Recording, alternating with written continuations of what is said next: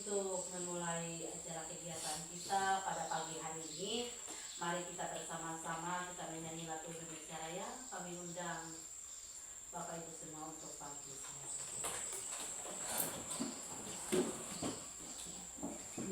Satu, dua, tiga. Indonesia tanah airku, tanah tumpah darahku. Di sanalah aku berdiri, jadi pandu ibu.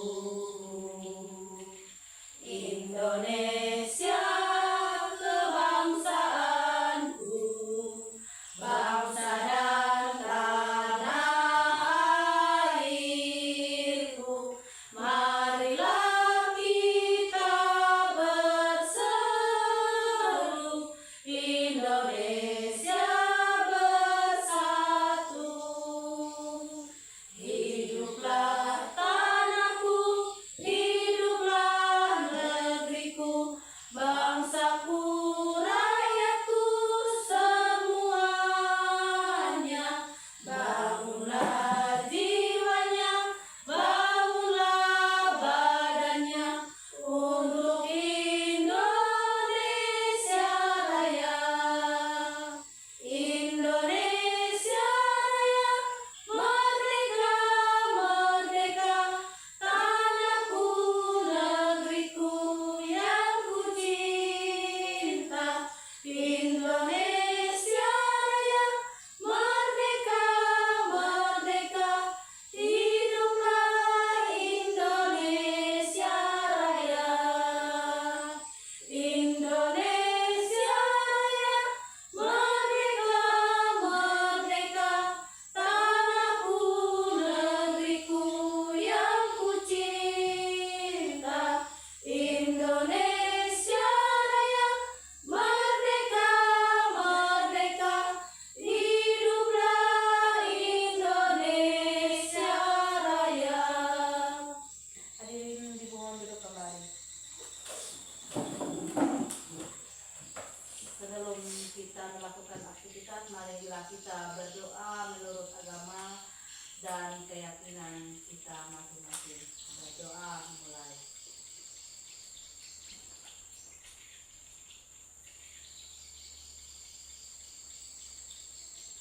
Berdoa selesai. Kita akan bersama mendengar sambutan dari Kepala Sekolah SDN Kanada. Oke, cepat kami persilakan. Selamat pagi. Pagi. Salam sejahtera. Terima kasih kepada Ibu atas kesempatan yang diberikan. Pada hari ini, Ibu Fitria selaku CGT tanggal 4 dan 11 dan berbagi praktik baik, menyebarkan pemahaman dan penerapan pengalaman. 3. Ibu Fitria Hansim selaku CGT Angkatan 11 akan berbagi praktik baik, menyebarkan pemahaman dan penerapan pengalaman budaya positif di sekolah. Saya berikan kesempatan kepada Ibu Fitria Hansim. Terima kasih. Untuk selanjutnya kita serahkan kepada pemateri untuk menyampaikan materi kita pada pagi hari ini. Sudah sempat kami persilakan. Mohon izin berdiri. Selamat pagi. Pagi. Salam sejahtera bagi kita semua. Terima kasih atas kesediaan Bapak Ibu meluangkan waktu kita bersama-sama hadir pagi hari ini dalam acara menyebarkan pemahaman pemahaman dan penerapan pengalaman budaya positif itu modul 1.4, itulah tugas saya sebagai CPP angkatan 11. Terima kasih. Di sini mohon izin ya, saya karena keterbatasan fasilitas kita ya, jadi seharusnya kita menggunakan proyektor jika memang ada karena akses listrik dan jaringan dan sebagainya. Jadi kita gunakan sumber daya yang ada, kebetulan juga kita ada laptop. Jadi materinya saya buat dalam bentuk PPT ya, kemudian di PDF-kan dan bisa kita tampilkan dan kita simak bersama-sama. Mohon izin seadanya ya. Jadi saya minta waktu untuk kita semua mengikuti kegiatan ini mulai dari awal sampai dengan akhir sampai selesai nanti tanpa hambatan apapun. Terima kasih. Saya akan jelaskan dulu di sini. Yang pertama, budaya positif. Sambil di simak Bapak Ibu yang mohon izin ya. Budaya positif merupakan perwujudan dari nilai-nilai atau keyakinan yang diterapkan di sekolah.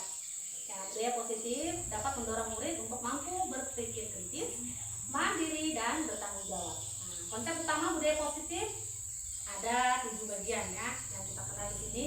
Yang pertama, pembelajaran dengan paradigma baru. Kemudian yang kedua, ada disiplin positif. Yang ketiga, ada kebutuhan dasar manusia. Yang keempat, motivasi perilaku manusia. Yang kelima, posisi kontrol guru. Yang keenam, keyakinan kelas. Dan yang ketujuh, segitiga restitusi. Nah, itu masuk ke dalam budaya positif. Nah, jadi ada konsep-konsep utama yang memang dirangkum menjadi satu kesatuan yang disebut dengan budaya positif. Ya. Baik. Yang pertama kita masuk ke pembelajaran dengan paradigma baru. Nah, itu budaya positif yang pertama. Nah, di antara 7 tadi ya. Di sini bisa terlihat jelas Bapak Ibu ya profil pelajar Pancasila yang kita kenal ada 6 dimensi di sana ya. Yang pertama, ada beriman bertakwa kepada Tuhan yang Maha Esa dan berakhlak mulia. Nah, itu dimensi pertama dalam profil pelajar Pancasila. Yang kemudian yang kedua, berkebinekaan global. Kemudian yang ketiga ada gotong royong. Keempat, kreatif. Yang kelima, bernalar kritis. Dan yang keenam, mandiri. Itu masuk dalam profil pelajar Pancasila. Apa kaitannya dengan pembelajaran paradigma baru tadi?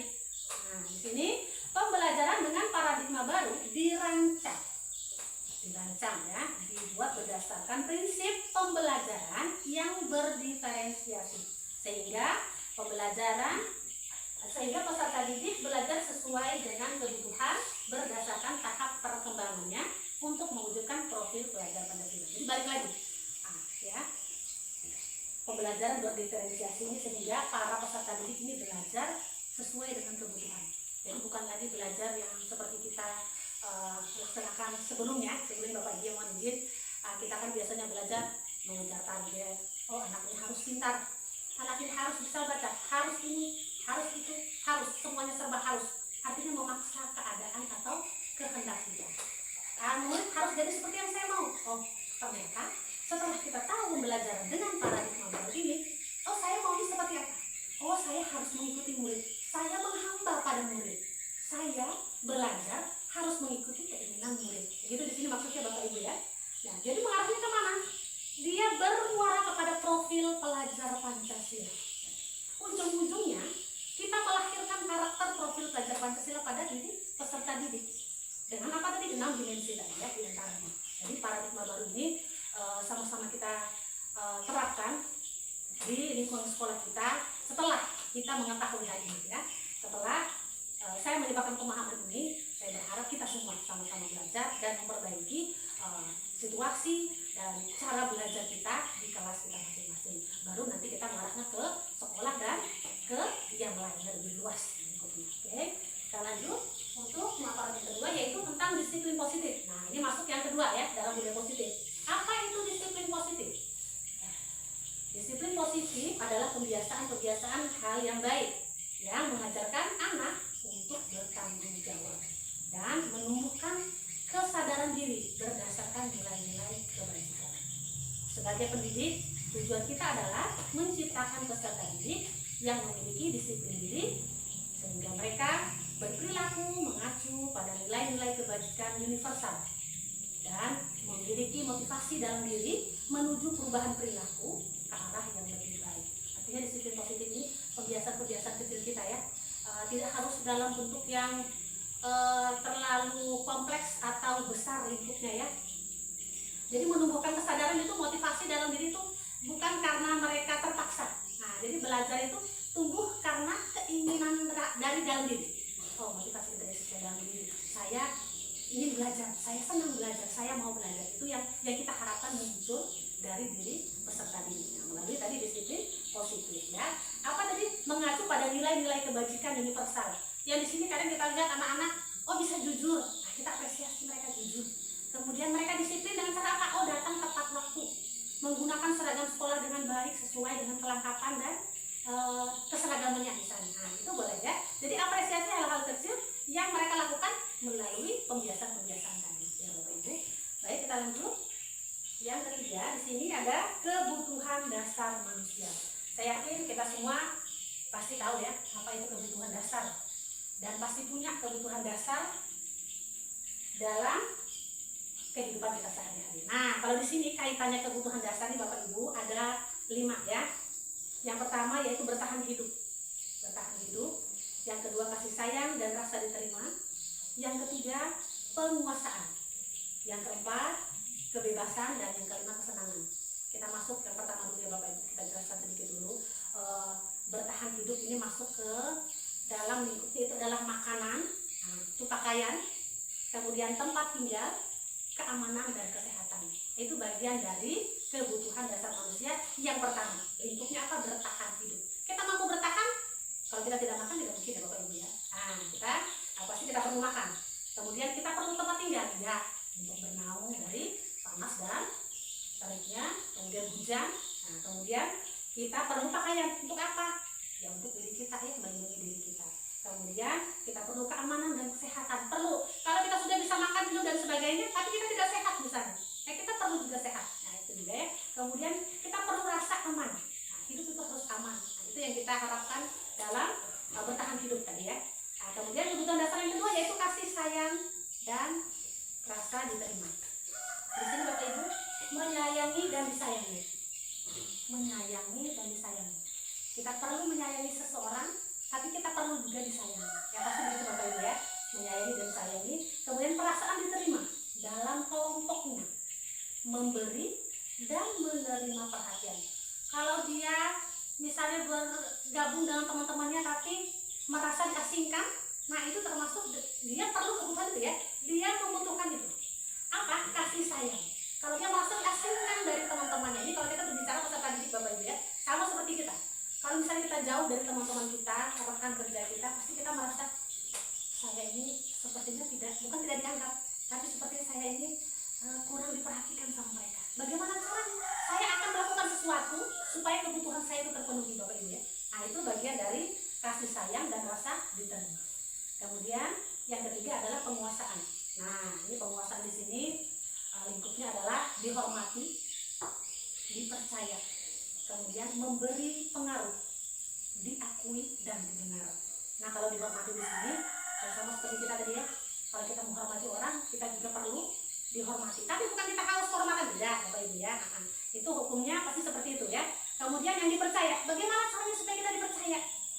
Nah, bertindak sesuatu yang jujur ya, atau melakukan sesuatu yang sesuai dengan apa yang seharusnya dilakukan gitu Bapak Ibu ya. Kemudian memberi pengaruh, diakui dan didengar. Diakui dan didengar ini kembali lagi ke yang tadi kasih sayang. Nah, dia berkesinambungan Bapak Ibu ya. Kalau sudah dia merasa disayang, diterima, didengar, ya dia merasa bahwa dia itu kebutuhan penguasaannya terpenuhi. Nah, ini balik lagi ya. Kemudian selanjutnya yang keempat adalah kebebasan. Apa itu yang kebebasan? Bebas ini bebas terarah Bapak Ibu ya. Bukan bebas lalu kita lepas begitu saja Bapak Ibu ya. Kebebasan di sini mandiri, memiliki pilihan, mencoba hal baru dan tidak dikekang. Oh ya betul. Jadi yang dimaksud di sini adalah kita lepaskan anak-anak kita untuk belajar, kita berikan kesempatan untuk mereka belajar, kemudian kita mengarahkan, kita tetap menuntun ya. Sebagai guru kita menuntun anak-anak kita ya. Dan mereka juga merasa tidak dikekang karena melakukan sesuatu sesuai dengan yang mereka inginkan tadi. Nah, kembali lagi ke situ Bapak Ibu ya.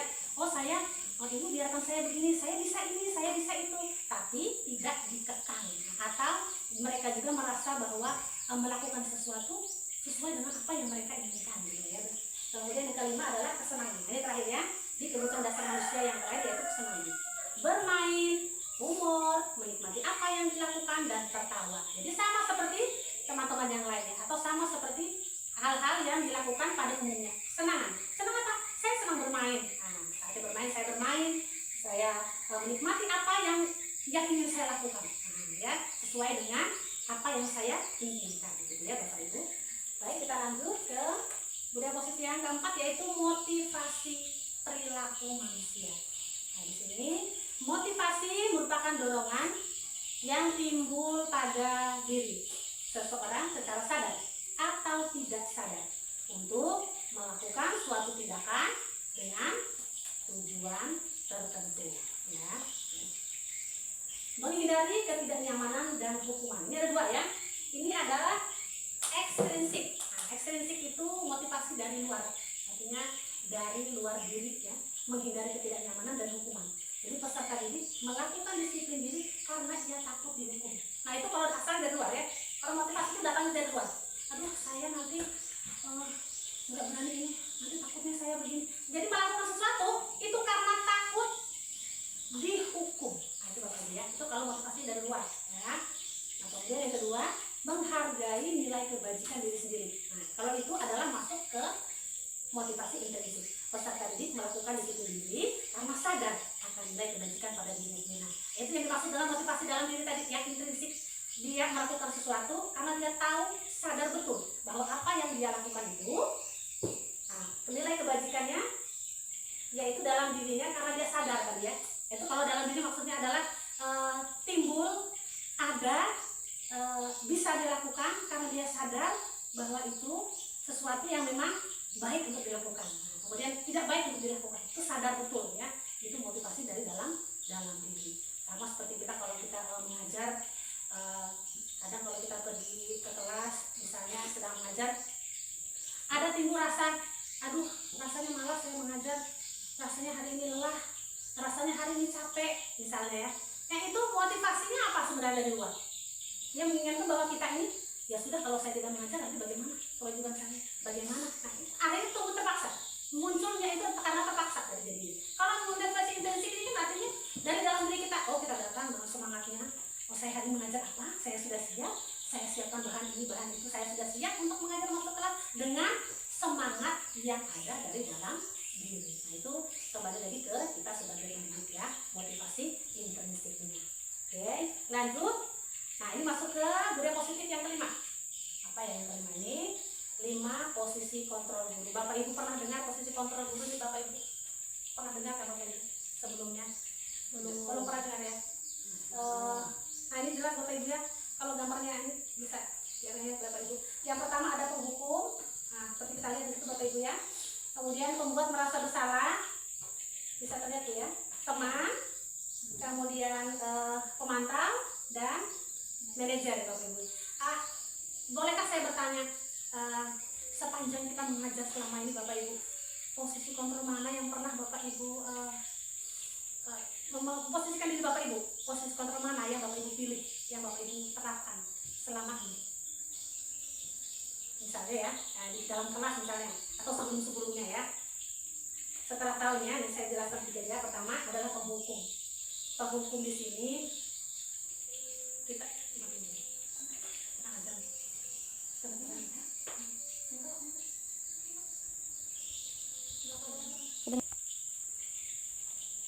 ya, baik Bapak Ibu, kita masuk ke budaya positif bagian kelima, yaitu 5 posisi kontrol. Tapi sepertinya sudah mulai lemas Bapak Ibu ya, harus para perjalanan ini ya. Bagaimana kalau kita ice breaking dulu?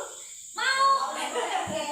Boleh salah satu Bapak Ibu yang dulu yang teman kita? Boleh Siti?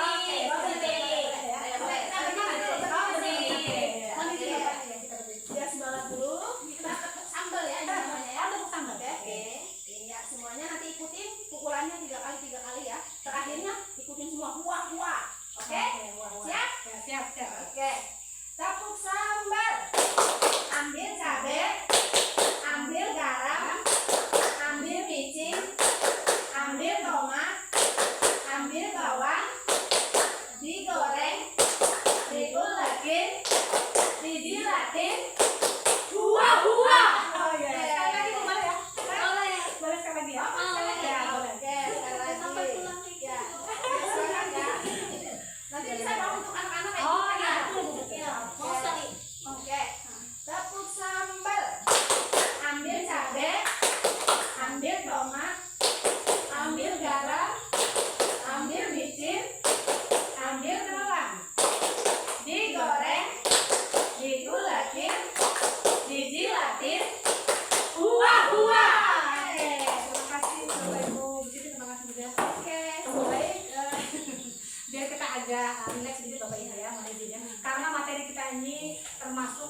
padat Bapak Ibu yang mengetahui pada kegiatan CGPS Angkatan 11 ini modul 1.4 mengenai budaya positif memang banyak, termasuk materi yang sangat kompleks saya bilang gitu ya, karena memang di dalamnya ini nilai-nilai, konsep-konsep, materi-materi yang dilakukan atau yang dijabarkan di sini memang sangat padat. Nah, jadi kita masuk ke 5 posisi kontrol ya Bapak Ibu yang mohon izin kita lanjutkan kembali materi kita. Di sini ada 5 posisi kontrol. Yang pertama penghukum, kemudian yang kedua pembuat merasa bersalah, yang ketiga posisi teman, kemudian yang keempat posisi pemantau, dan yang kelima posisi sebagai manajer. Nah, jadi 5 posisi kontrol guru yang harus dimiliki, yang harus kita ketahui, kita pahami, dan kita miliki, dan itu juga bisa kita terapkan yang mana yang sesuai dan yang seharusnya kita memposisikan diri kita dalam posisi kontrol kita itu sebagai guru ya. Jadi yang mana? Di sini dijelaskan ada 5. Baik, kita masuk ke yang pertama, yaitu penghukum. Nah, ini posisi kontrol penghukum. Ada di sini Adi. Nah, si Adi Bapak Ibu ya, bisa dilihat Bapak Ibu ya. Adi yang terlambat hadir di sekolah. Nah, penghukum di sini ya. Nada suara tinggi, bahasa tubuh, mata melotot, ya. Kemudian jari menunjuk-nunjuk dan menghardik, ya. Terlambat lagi, pasti terlambat lagi. Selalu datang terlambat. Kapan bisa datang tepat waktu? Nah, itu penghukum Bapak Ibu ya. Tanyakan kepada diri Anda, bagaimana perasaan murid bila guru berbicara seperti itu pada saat muridnya datang terlambat. Ini Bapak Ibu ya, kalau posisi penghukum biasanya kita tanpa aba-aba Bapak Ibu ya. Kalau lihat anak-anak terlambat atau melakukan kesalahan, melakukan satu tindakan yang tidak sesuai dengan yang kita inginkan atau di luar aturan, nah, biasanya kita langsung, kamu salah, kenapa kamu? Nah, biasanya pertanyaan langsung seolah menembak langsung kepada posisi yang intinya ya, tidak ditanya dulu, tidak ada basa-basi, artinya tidak ada awalnya seperti apa saat kita menanyakan sesuatu atau hal yang dilakukan anak tadi, walaupun itu keliru Bapak Ibu ya. Nah, di sini perhatikan ya, mohon izin Bapak Ibu, ada di sini ada suara tinggi. Jadi ada memang pembedanya di antara posisi kontrol yang lain. Nah, jadi kalau penghukum tuh langsung jelas, nada suara pasti tinggi. Kamu kenapa? Nah, biasanya jadi beda dari yang lain karena dia penghukum. Jadi, anak ini merasa, duh, salah nih saya. Nah, gitu Bapak Ibu ya. Kemudian bahasa tubuh selain suaranya juga matanya juga melotot. Jadi semuanya, ekspresi itu semuanya keluar. Selain, nah jadi mata melotot, bayangkan aja Bapak Ibu ya, kalau kita salah, kita posisi anak ini begitu ya Bapak Ibu. Kalau kita marah anak, kalau kita juga di posisinya, bagaimana perasaan kita? Ini ditanyakan di sini. Dan pertanyaan yang muncul di sini adalah, kalau posisinya penghukum Bapak Ibu ya, bagaimana perasaan kamu ditanyakan ya? Setelah yang kita melihat guru kita melotot ke kita, menunjuk-nunjuk, kamu ini ya, udah suaranya tinggi, kemudian keras, nyaring, ya, menunjuk, ya, langsung ke posisi ke anak kita. Biasanya anak itu langsung sebenarnya bukan mereka sakit hati, tidak, ya. Kecewa pasti ya, marah itu pasti ya. Kalau sakit hati, saya rasa semua anak pasti tidak mungkin seperti itu, walaupun pasti ada. Nah, pasti ada ya. Itu namanya kita manusia Bapak Ibu ya. Di sini pertanyaan yang muncul adalah terlambat lagi, pasti terlambat lagi. Kapan bisa datang tepat waktu? Pertanyaan itu sekaligus penekanannya dengan nada suara tinggi sambil menunjuk.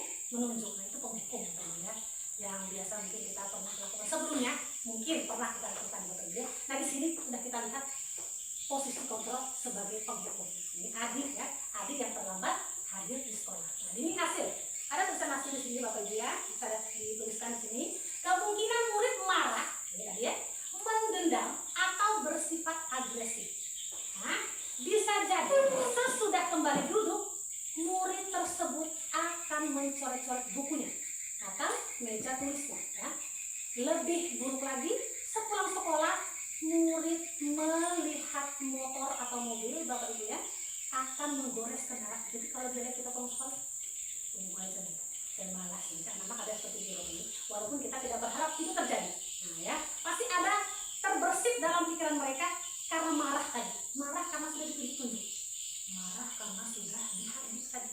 Ya, sambil marah, sambil nada tinggi, sambil menunjuk, apalagi di depan teman-teman.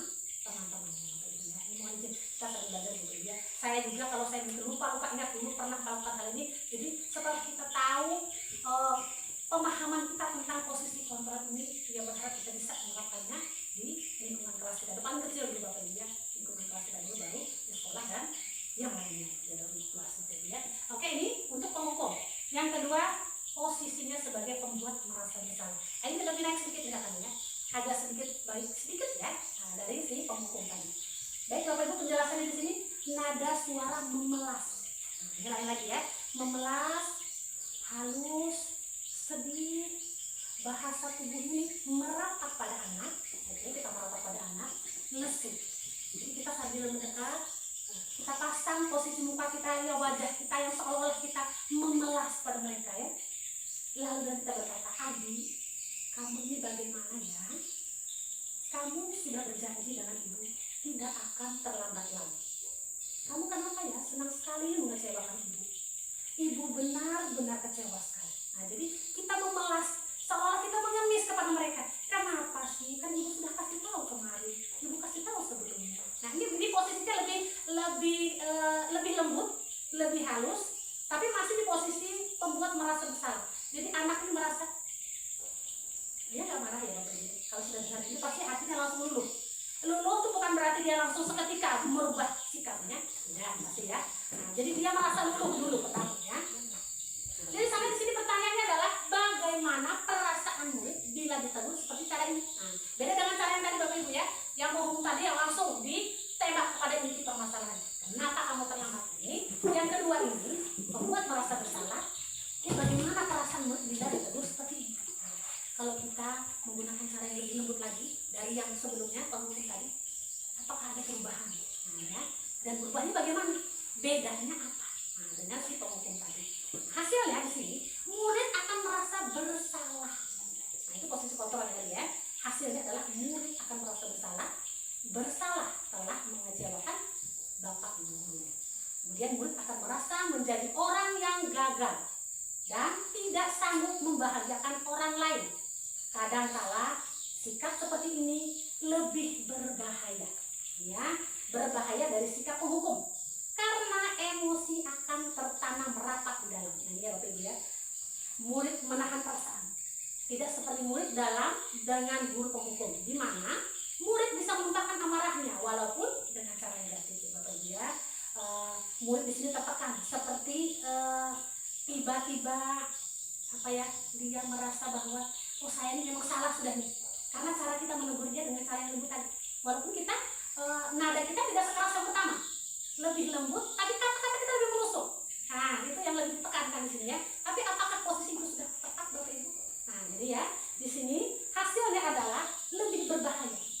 Justru malah lebih berbahaya posisi si pembuat perasa bersalah daripada si penghukum tadi yang di awal ya. Karena di mana murid itu bisa menumpahkan amarahnya walaupun dengan cara negatif ya. Murid tertekan seperti inilah yang tiba-tiba bisa meletus amarahnya dan bisa menyakiti diri sendiri dan orang lain. Karena itu tadi, karena dia merasa sakit hati, akhirnya ditumpahkanlah amarahnya ke orang lain.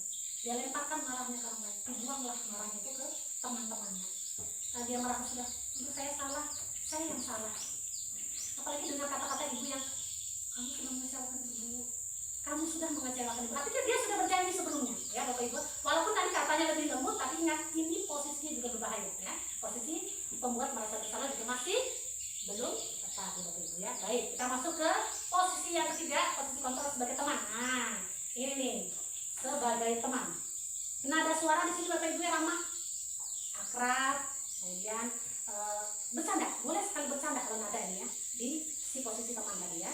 Kemudian bahasa tubuhnya dia merapat pada murid, mata dan senyum jenak. Artinya masih bisa bermain-main dengan bercanda-canda tadi ya, karena posisi teman tadi lebih naik sedikit tingkatannya dari si pembuat merasa bersalah ya.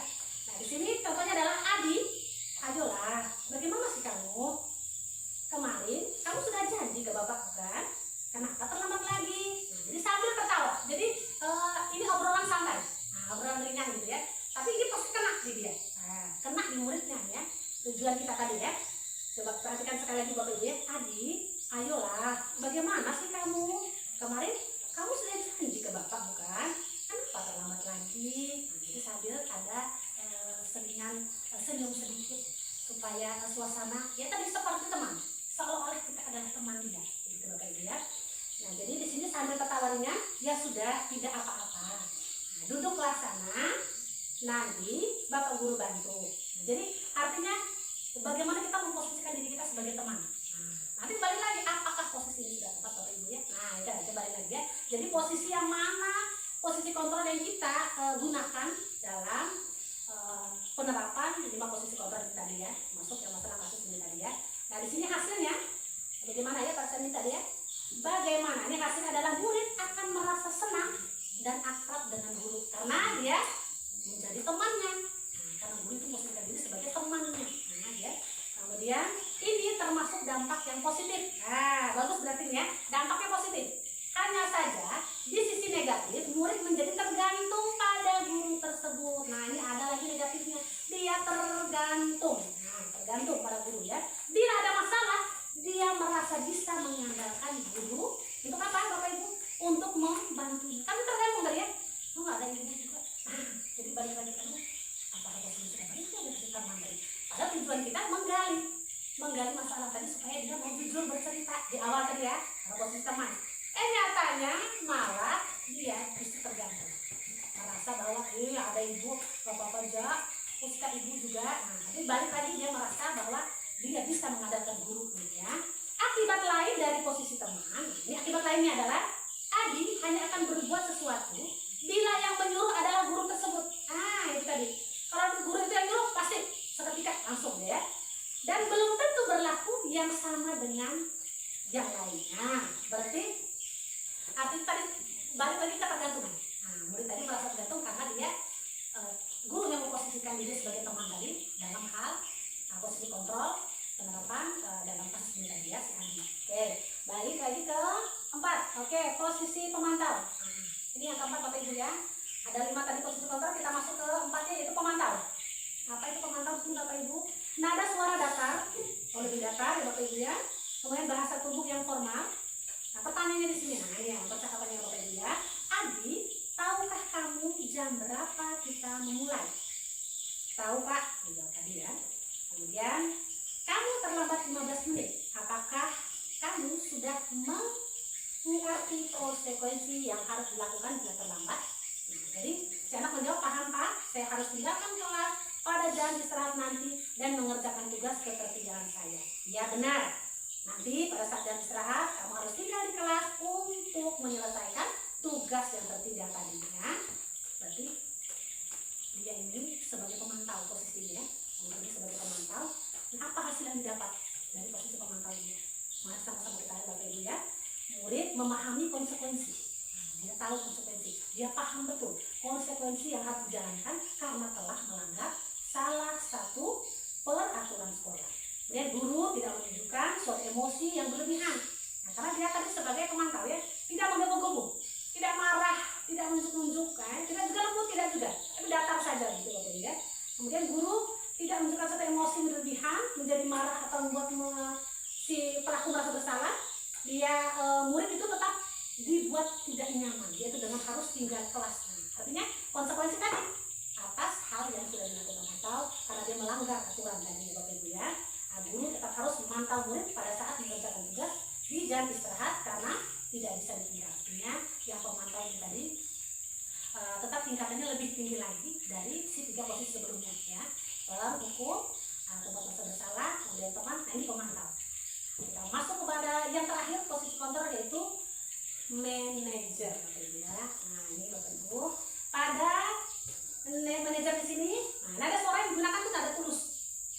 Bedanya tadi terakhir Bapak Ibu ya, nada tulus, bahasa tubuh tidak kaku.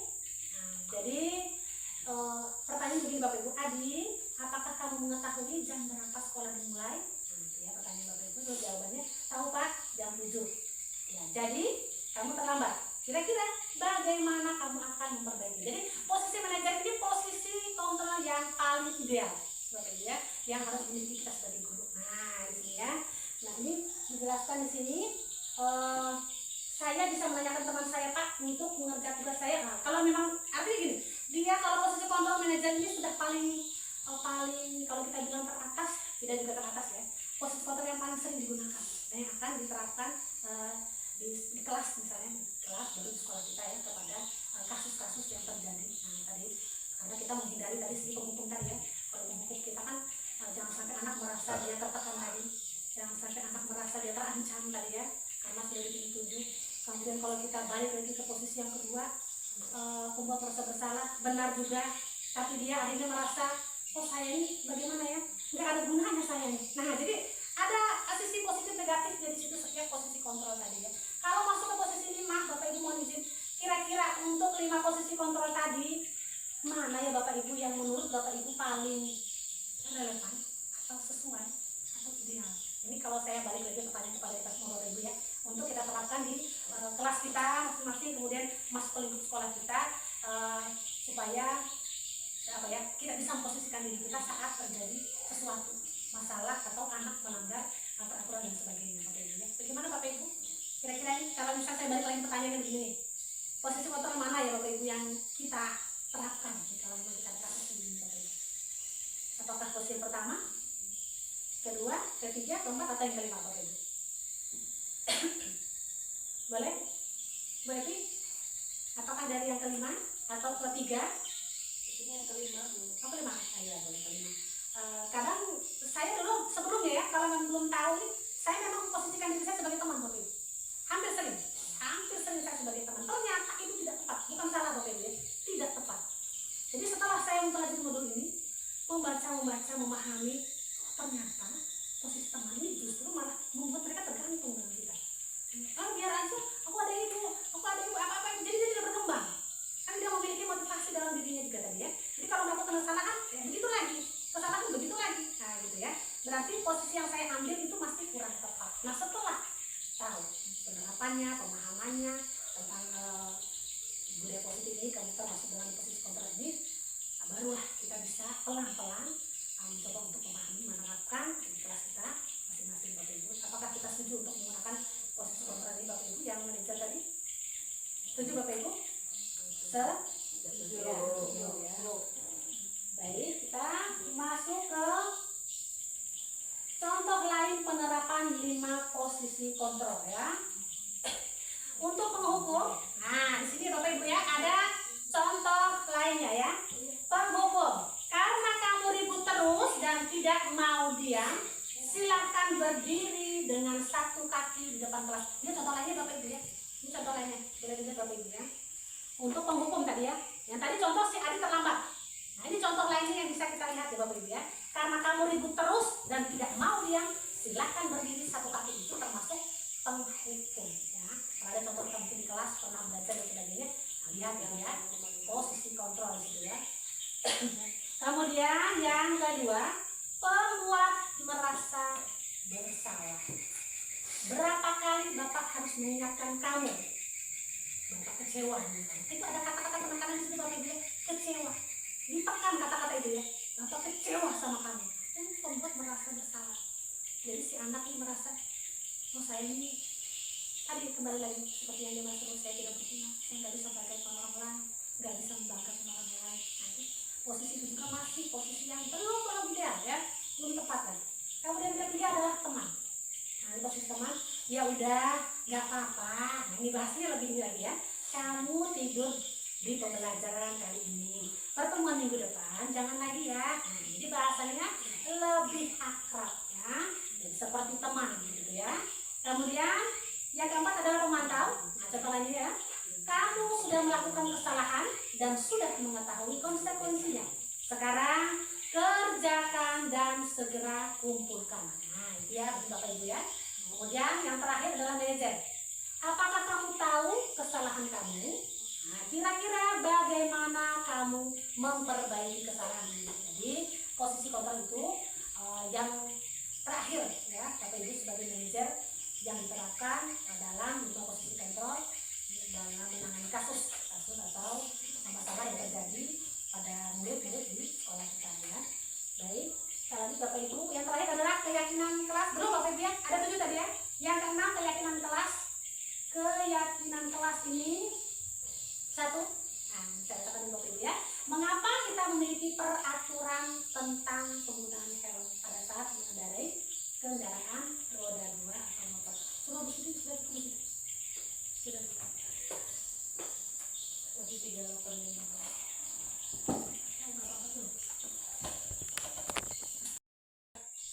Ya, baik Bapak Ibu, sudah selesai di posisi kontrol, kita masuk ke titik yang keenam yaitu keyakinan kelas. Nah, keyakinan kelas di sini pertama di sini Bapak Ibu, mengapa kita memiliki peraturan tentang penggunaan helm pada saat mengendarai kendaraan roda 2 atau motor ya. Jadi kemungkinan jawabannya adalah untuk keselamatan. Jadi keyakinan ini nilai-nilai keselamatan yang kita sebut sebagai satu keyakinan, yaitu nilai-nilai kebajikan universal yang disepakati secara tersirat. Jadi di luar daripada konteks agama, suku dan sebagainya ya. Jadi keyakinan ini dibuat antara guru dan murid. Jadi dibuat, disepakati dan dilaksanakan sesuai dengan apa yang sudah dibuat gitu Bapak Ibu ya. Ya, kita masuk ke contoh penerapan keyakinan kelasnya ya. Pertama, bisa dilihat biasanya di situ tertulis saling menghormati, saling membantu, saling menghargai, jadi Bapak Ibu ya. Kemudian kalau misalnya mereka keluar dari ruangan, ke toilet, ke belakang, atau ada urusan dan sebagainya, mau izin, minta izin, gitu Bapak Ibu ya. Itu masuk keyakinan kelas. Kemudian masuk kelas tepat waktu, hadir saat pembelajaran tepat waktu, itu juga masuk keyakinan kelas Bapak Ibu ya. Dan bertanggung jawab, tanggung jawab atas pekerjaan, tugas dan sebagainya, itu juga masuk keyakinan kelas. Jadi keyakinan ini dibuat dan disepakati bersama murid. Ini kebetulan juga saya sudah membuat keyakinan kelas di kelas 3 bersama dengan murid saya. Kemudian itu langkah-langkahnya itu kita pertama kita jelaskan dulu pemahaman ya. Artinya apa itu keyakinan kelas? Keyakinan kelas ini sebenarnya mirip-mirip sama peraturan kelas Bapak Ibu ya. Mirip. Tapi bukan peraturan kelas. Nah, dia keyakinan ini kalau peraturan itu kan mengikat. Nah, dia harus. Nah, kalau keyakinan kelas ini dibuat berdasarkan kesepakatan. Si A sepakat begini, si B sepakat begini. Artinya murid dan guru sama-sama sepakat. Nah, apa yang disepakati? Jadi kita minta murid-murid kita untuk mengungkapkan keinginan mereka di kelas itu seperti apa saat pembelajaran berlangsung. Nah, sama seperti saya sebutkan tadi, hadir di kelas tepat waktu. Sama seperti terus kita berdoa, ya, berdoa dulu sebelum belajar. Kemudian ingin keluar kelas, izin dan sebagainya. Kemudian bertanggung jawab menjaga kebersihan kelas. Nah, itu juga termasuk keyakinan kelas. Nah, mereka ungkapkan itu semua, terus juga kita tuliskan dalam lembar kertas, minta mereka menempelnya dan disepakati bersama dan ditandatangani. Artinya itu kalau sudah setuju, sudah sepakat Bapak Ibu ya, mereka tidak bisa lagi ibarat kita bilang mereka lari, bukan lari ya, tidak mengerjakan itu atau sudah mereka tahu bahwa itu sudah disepakati bersama. Nah, saya setiap harinya akan bagaimana, setiap harinya akan seperti apa, itu Bapak Ibu ya, itu yang disebut dengan keyakinan kelas tadi ya. Kemudian nah, ini budaya positif yang terakhir. Nah, sampailah kita pada yang terakhir yaitu segitiga restitusi. Nah, budaya positifnya segitiga restitusi. Saya jelaskan di sini Bapak Ibu ya. Ada lihat gambar segitiga, mungkin merah dan biru saja garis terlihat Bapak Ibu ya.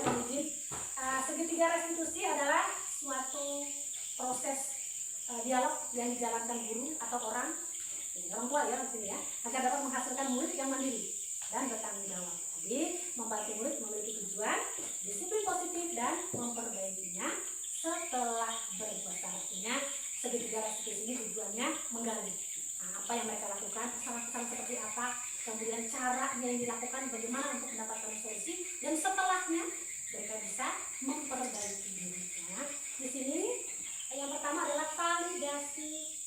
Yang pertama adalah menstabilkan identitas. Mohon izin ya, ada tiga tingkatannya.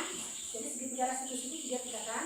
Yang pertama menstabilkan identitas, kemudian validasi tindakan yang salah, kemudian menanyakan keyakinan. Untuk menstabilkan identitas, di sini dijelaskan setiap orang pasti pernah melakukan kesalahan. Nah, itu stabilkan identitasnya dulu ya. Kemudian kamu bukan satu-satunya yang pernah melakukan kesalahan. Jadi ada pertanyaan di situ, kenapa melakukan kesalahan ini? Ibu yakin gitu ya. Jadi kita ada pertanyaan dulu di awal, menstabilkan dulu. Nah, jadi kalau misalnya ada masalah jangan langsung tadi seperti posisi kontrol tadi. Yang pertama langsung kenapa kamu kok gini kok gitu. Nah, bedanya dengan segitiga restitusi. Nah, ini yaitu menstabilkan identitas ini ya. Kemudian yang kedua adalah validasi tindakan yang salah. Apa itu Bapak Ibu? Validasi tindakan yang salah, yaitu kamu tentu punya alasan mengapa melakukan itu.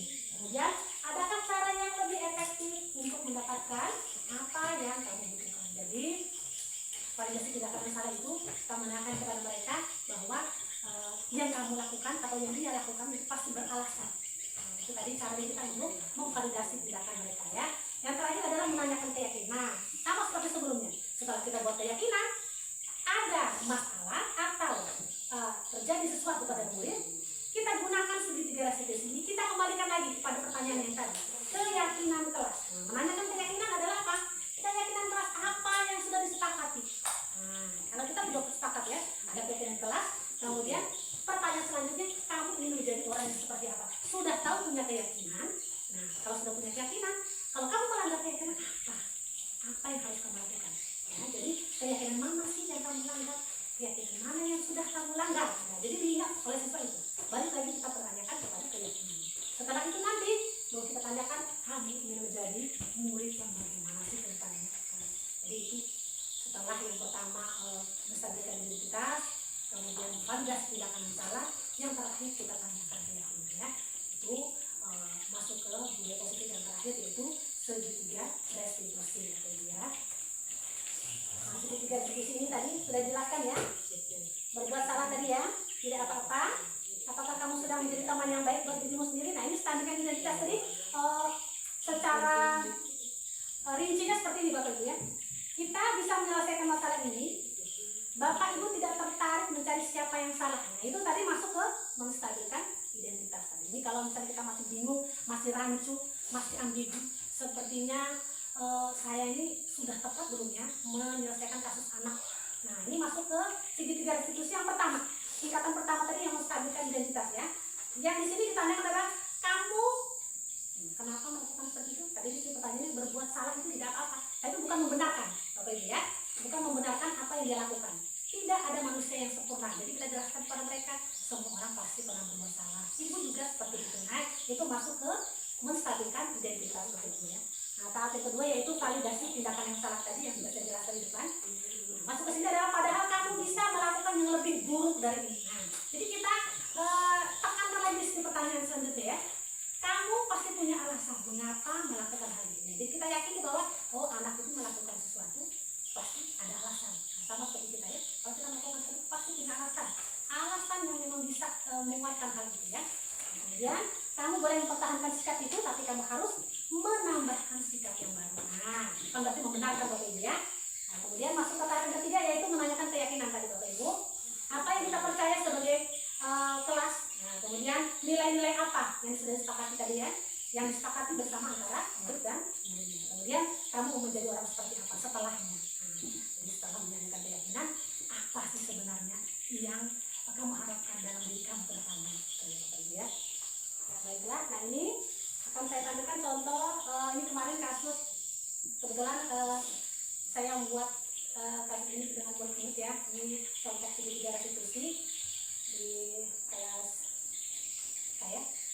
Kemarin contohnya ini ambil langsung dari kegiatan kita yang memang sesuai dengan keadaan yang terjadi di lingkungan sekolah kita Bapak Ibu. Mohon izin ya, saya putarkan sedikit videonya Bapak Ibu.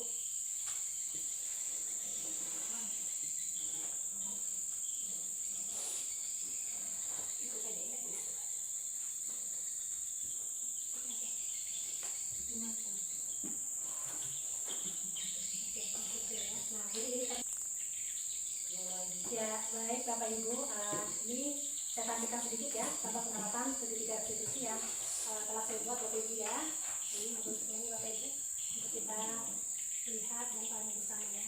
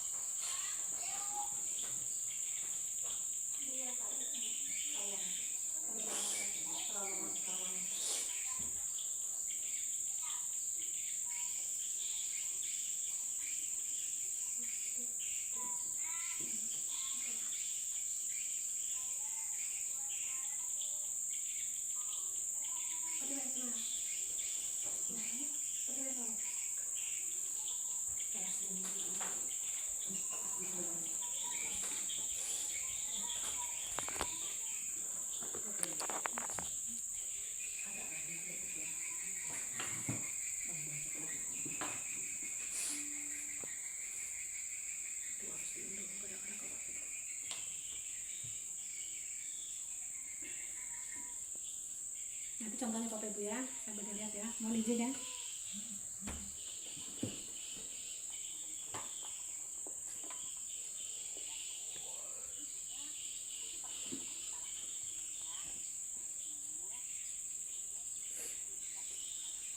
Ibu panggil laki-laki, bukan ibu bilang laki-laki salah ya, enggak ya? Ibu nggak bilang laki-laki salah, menyalahkan laki-laki lah. Saat bilang ngomong ya, ya, dan seterusnya. Ibarat seperti bagaimana ya? Lagi saat apa?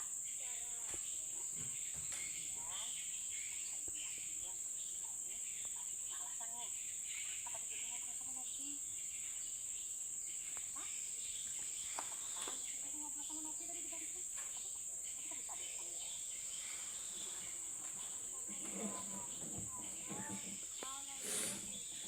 Dia goyang-goyang terus, Bu. Kenapa sih anak lagi? Iya, Bu. Goyang terus? Iya. Oh, kenapa nggak pulang sama teman tadi? Oh, maksudnya nggak ngajak ke sana? Novi? Oh, mau nebur.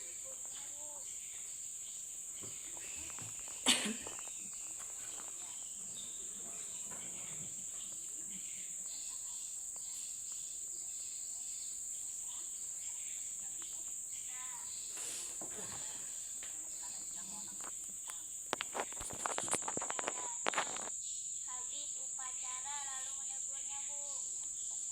Ya, laki-laki bisa mengikuti upacara dengan baik.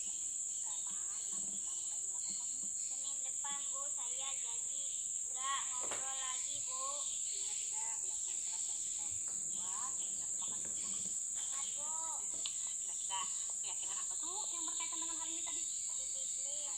Oke. Disiplin. Selanjutnya, Nabila mau jadi murid yang bagaimana? Saya mau jadi murid yang disiplin.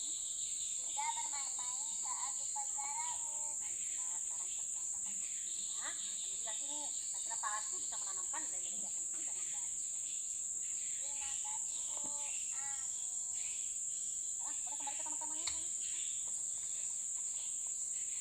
Selamat pagi, nama saya Nabila. Saya senang berdiskusi dengan guru. Saya janji tidak ngobrol lagi saat upacara bendera. Terima kasih.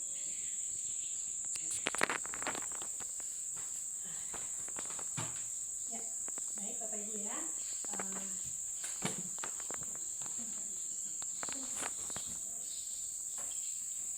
Ya, baiklah Bapak Ibu, setelah tadi terakhir kita menonton video penerapan studi distribusi yang telah saya lakukan di STEM kanan ini ya Bapak Ibu. Kemudian itu adalah menjadi bagian dari akhir materi kita tentang pemahaman dan pengenalan budaya positif kita di lingkungan sekolah STEM kanan untuk tugas saya ya.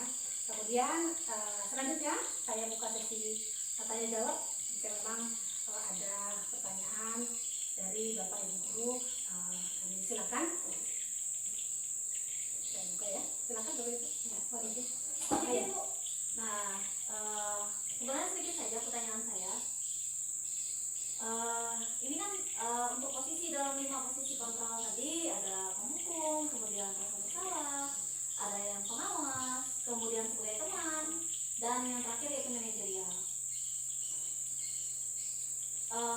Ini kan menurut hemat saya yang paling baik itu kan si manajerial ini. Apakah itu memang benar-benar efektif dalam pelaksanaannya, mengingat bahwa saya mengajar di KCA, karena dalam segi emosional dalam KCA ini kita benar-benar harus memantau sebenarnya itu, Bu. Apakah manajerial ini dapat efektif dilaksanakan pada KCA? Baik, demikian saja, Bu. Ini pertanyaannya.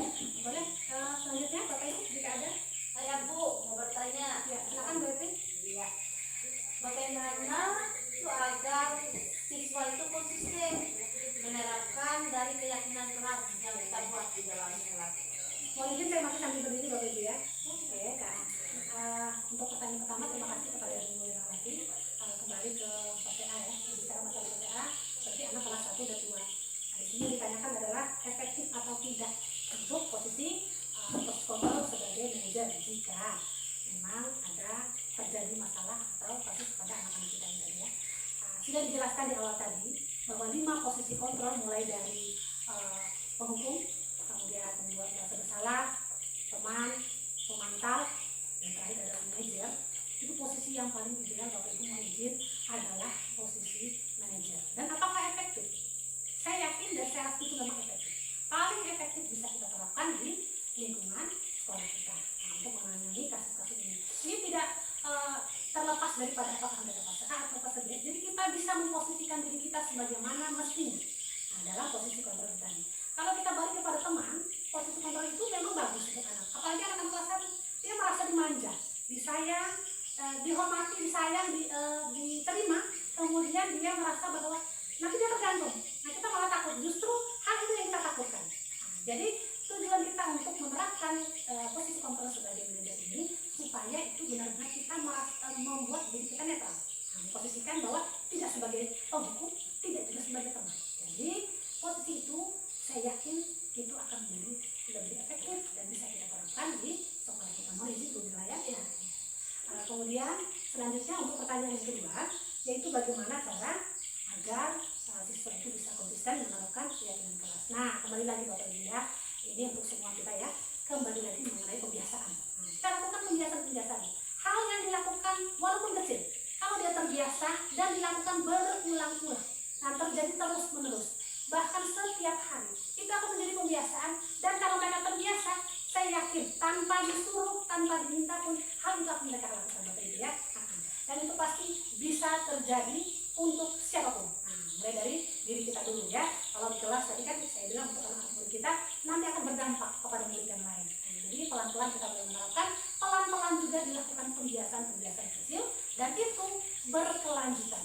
Nah, saya yakin kedepannya itu bisa berjalan dengan baik dan konsisten. Gitu Bapak Ibu ya.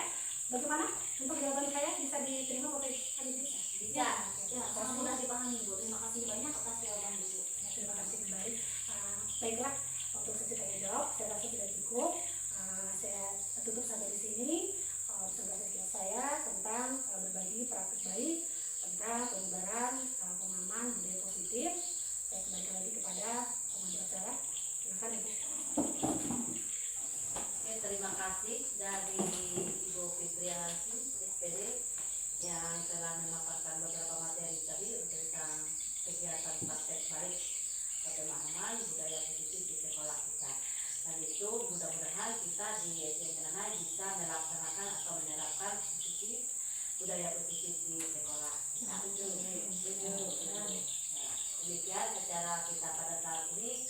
Kita akhiri dengan berdoa menurut agama kita masing-masing sebelum kita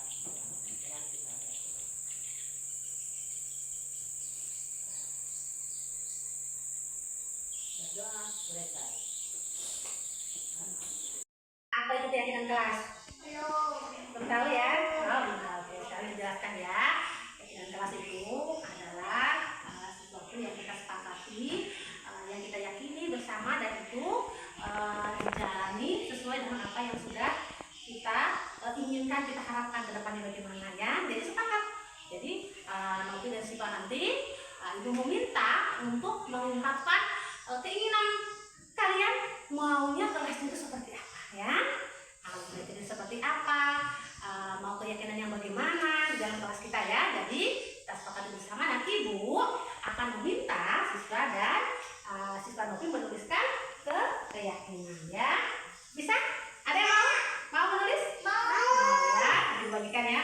Ada beberapa warna karena kita cuma berdua saja, jadi Ibu bagi dalam 5 post-it ya. Ini namanya pakai kartu pada tuliskannya. Boleh, silakan. Kalian boleh mengungkapkan di situ keyakinan kelas seperti apa yang kalian inginkan ya. Contoh nih ya. Ayo apa? Boleh? Berdoa sebelum belajar. Bagus. Tapi apa Novi boleh? Maunya gimana? Ayo silakan.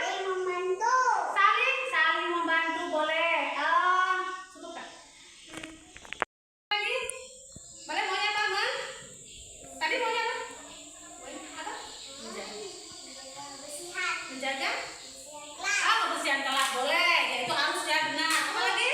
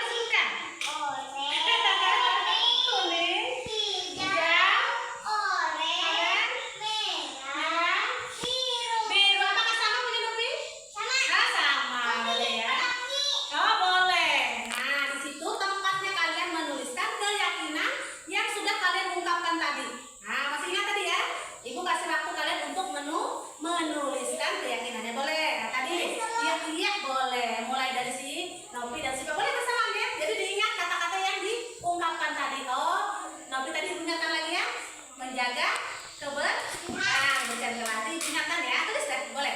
Silakan mulai menulis. Menjaga kebersihan. Ya boleh tulis. Ya boleh ya, pelan ya. Oh, anak itu kan sudah pintar membaca ya. Jadi sudah lancar dan sudah tahu cara menulis yang baik dan benar. Ya, boleh semua tadi apa? Sambil diingatkan sudah.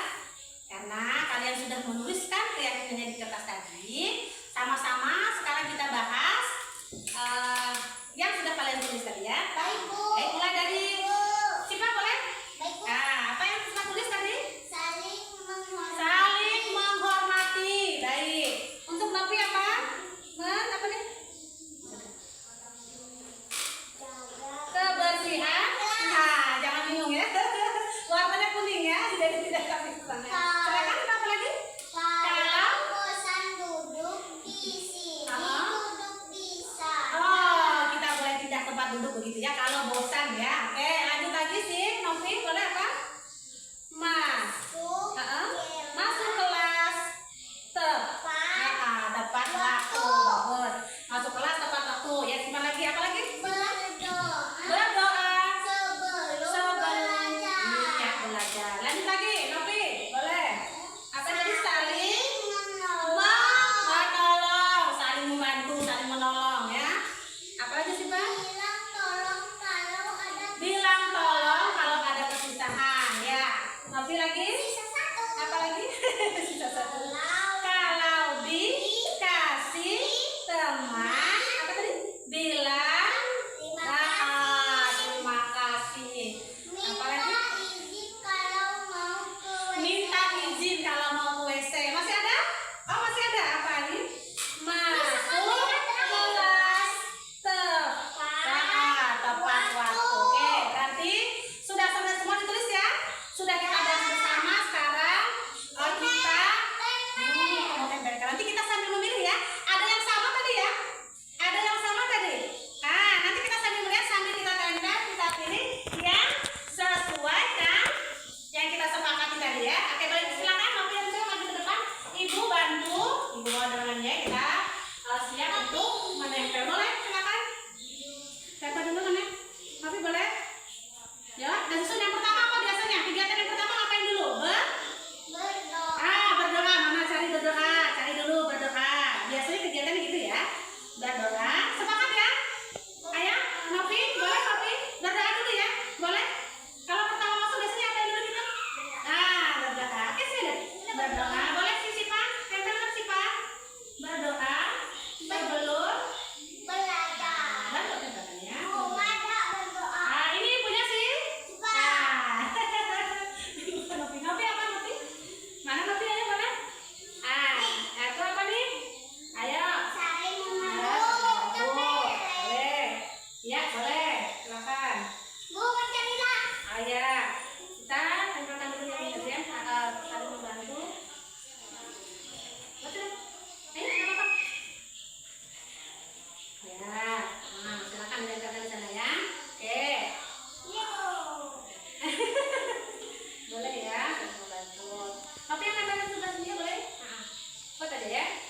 Saling membantu di mana? Ya, boleh. Ini lagi ya. Yang sama tadi ya, kita pilih ya. Kalau minta izin, oh iya betul nih. Ya, silakan ditempelkan. Iya, minta izin ya. Sudah belum ini tadi? Oke, belum. Menjaga kebersihan kelas. Betul. Ya, ini karena tidak sama ya. Ya, boleh. Silakan. Ya. Masuk. Ya, ini. Silakan. Nah, ini kelas tadi. Iya, silakan susun ya. Apa ini tadi? Bilang tolong ya. Nah, bilang tolong. Kalau kita sedang perlu bantu. Apa tadi? Bilang terima kasih. Oh, punya Sipa nih, kalau bosan duduk di sini, pindahlah tempat duduk. Boleh ya. Kita pindahkan tempat duduknya ya. Ya. Silakan. Yeay, jadi. Sudah jadi? Sudah jadi? Nah, ini adalah keyakinan kelas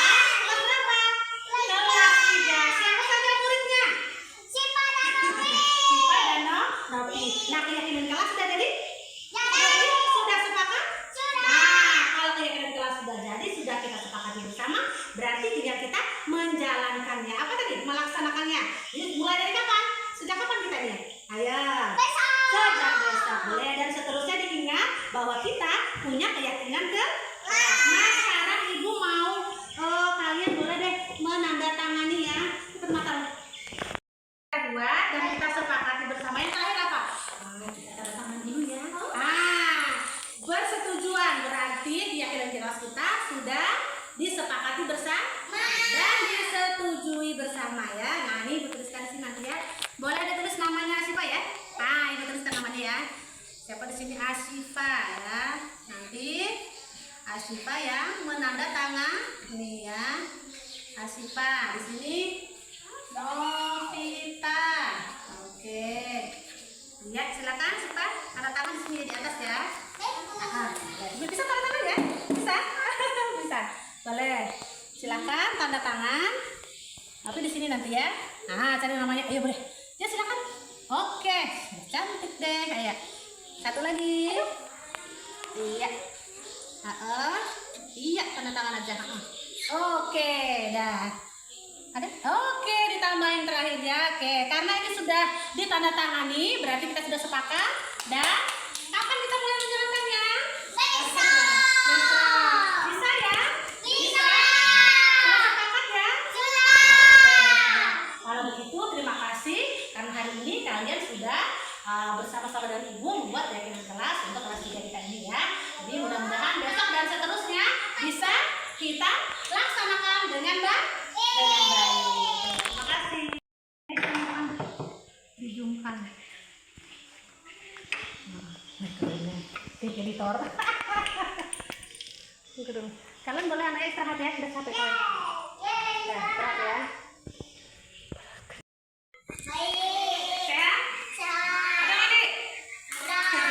Sarapan nggak? Udah sarapan ya. Hari ini seperti biasa ya.